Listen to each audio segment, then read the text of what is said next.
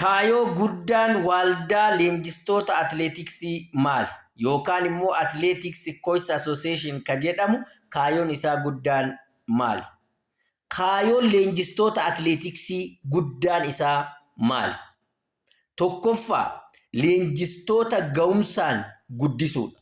Leenjistoonni beekumsa isaanii yeroo yerootti akka fooyyeffatan leenjii kennuudha.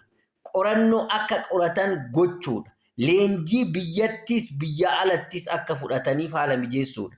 Lammaffaa qulqullina leenjii atileetiksii guddisuudha. Sirna leenjii diriirsuudha. Atileetonni ga'umsa akka argatan gargaaruudha. Kunis dorgommii irratti jijjiirama akka fidan gochuudha. Sadaffaa leenjistoonni walitti fiduudhaan akka wal cimsan gochuudha.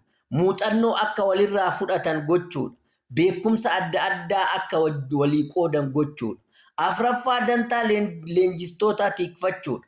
Mirgaa fi faayidaa leenjistoota kabachiisuun rakkoo isaanii furuuf sagalee ta'uudha. Shanaffaa dargaggoota gara atileetiksiitti harkisuudha. Sagantaa leenjii sirrii diriirsuudha. Ijoollee dargaggoota hedduu gara ispoortii atileetiksiitti fiduudha.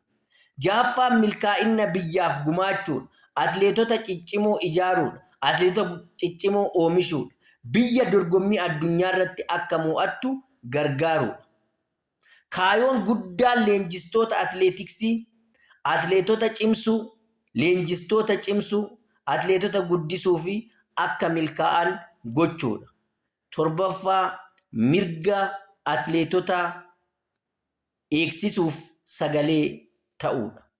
Malee leenjistoonni tonkoliidhaan sharriidhaan wal ijaaruun leenjisaa tokko mataa dha'ee gad deebisuudhaan yoo na bira dhufe na balleessa jechuurraa yoo na bira dhufe na ijaara yaada jedhuun yoo waliin tarkaanfanne baay'ee gaariidha.